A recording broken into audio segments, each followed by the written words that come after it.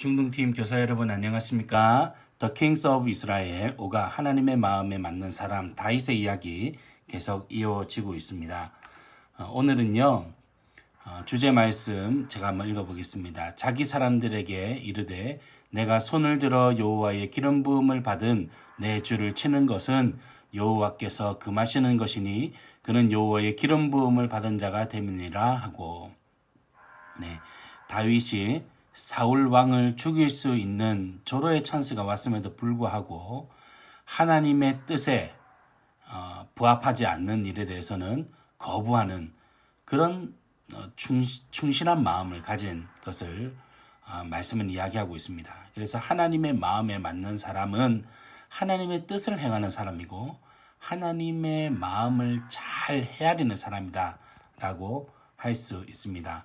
아이스 브레이크를 보시면요, 좋아하는 것에는요 이유가 있습니다. 내가 좋아하는 신발, 내가 좋아하는 음식, 이유가 있죠. 그냥 좋다라고 이렇게 말할 수 있지만 그냥 좋은데도 그냥 느낌이 좋아서, 첫 인상이 좋아서라는 다양한 이유를 들 수가 있을 것입니다.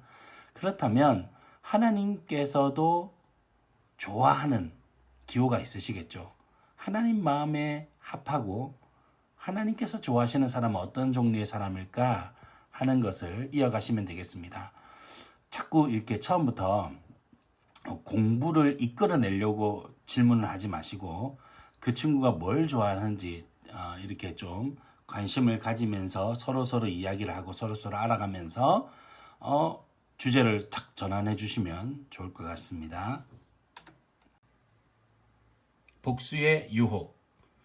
다윗이 골리앗을 사무엘상 17장에 쓰러뜨리죠. 근데 그 바로 앞장에 보면 16장에 먼저 기름을 부음을 받고, 사울 옆에서 수금을 타는, 말하자면 이제 그 비정규직으로 음악 어떤 연주가로 입궁을 하게 됩니다. 그러고 난 뒤에 다윗이 골리앗을 쓰러뜨리죠. 그런데도 불구하고 사울은 전혀 다윗을 알아보지 못했습니다. 심지어 군대 장관에게 이 아이가 누구 집 아들이냐고 물어보는데도 대답을 못했어요. 그야말로 정말 듣보잡이었던 거죠. 근데 이 사건을 계기로 해서 일약 스타가 되었고 군대 장으로 임명을 하게 됩니다.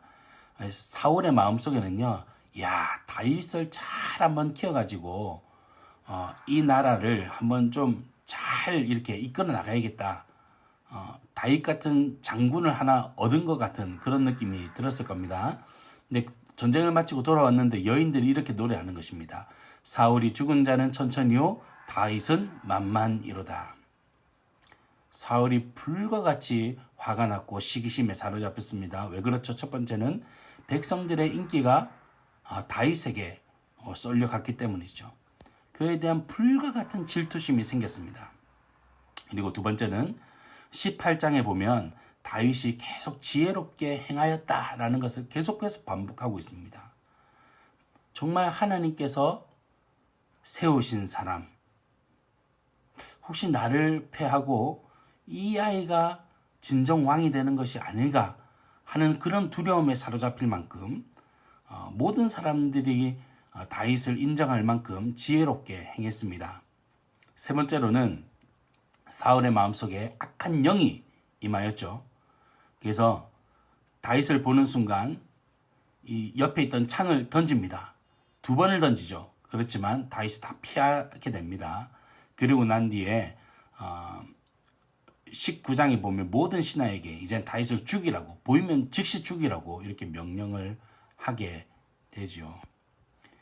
악한 영에 사로잡힐 때에, 불과 같은 질투심에 사로잡힐 때에 우리는 우리의 마음을, 우리의 삶을 컨트롤할 수 없을 만큼 그렇게 악한 삶에 빠져들게 되는 모습을 보게 됩니다. 이후에 다윗은 어떻게 됩니까? 결국 도망하게 되지요.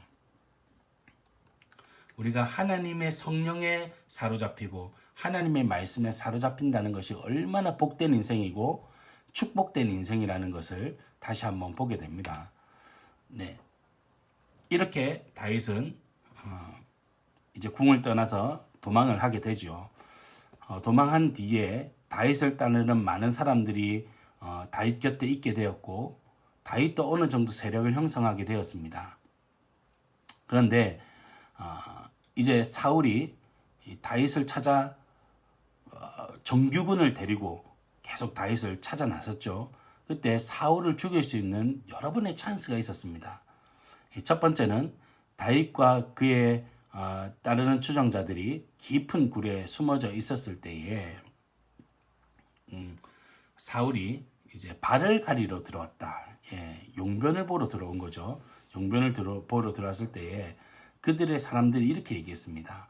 하나님께서 주신 절호의 찬스라고. 그렇게 얘기할 때에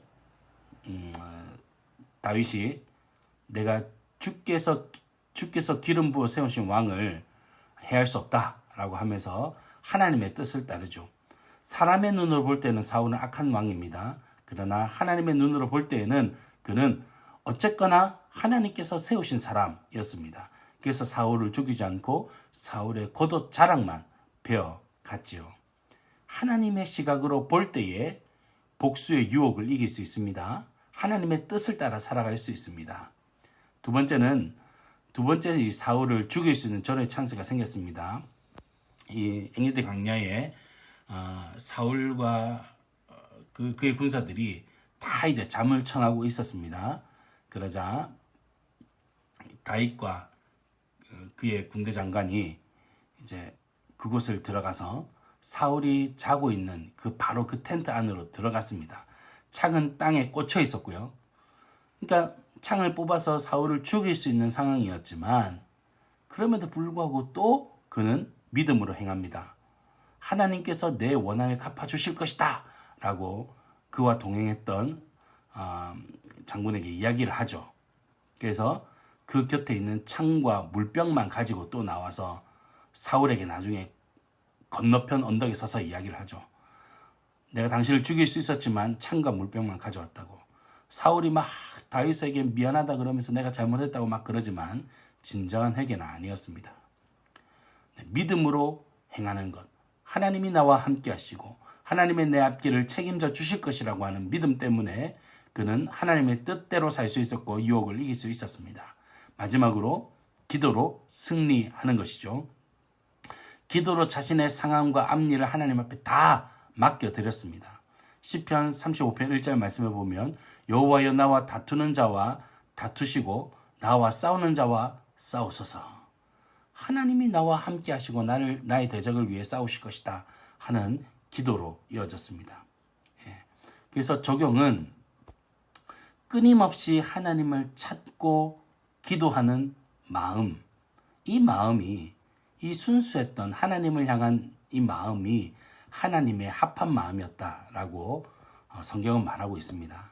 그리고 우리가 기도는 하지만 또 때로는 잘 순종하지 못하지 않습니까? 그럼에도 불구하고 믿음으로 하나님의 뜻을 순종하려고 하는, 실천하려고 하는 그 순종의 마음, 순수하게 기도했고 또 기도한 대로 순수하게 그것을 실천하려 하는 그 믿음의 순종이 결국 하나님의 마음에 합한 다윗으로 만들어 주었다는 것이죠. 마음의 중심이 바로 선 사람은 말과 행동으로 그의 삶이, 그의 믿음이 증명되게 되는 것입니다. 열정적인 복음 전도자 조지 히필드의 이야기로 마칠 텐데요. 이 히필드는요, 굉장히 구령의 열정에 충만했던 사람이었습니다. 이 구체적인 삶의 지표들이 15가지가 제시되어 있는데요. 이것을 통해서 날마다 자신이 하나님 앞에 바로 선 사람인지 내 마음이 항상 하나님을 향하고 있는지를 점검했습니다. 우리가 하나님의 마음에 합한 것, 하나님의 시각으로 본다, 믿음으로 산다, 기도하는 삶을 산다, 굉장히 추상적일 수 있습니다. 15가지 제목들을 하나하나 좀 짚어가면서 우리 친구들과 함께 자신의 삶을 점검해 보았으면 좋겠습니다. 감사합니다.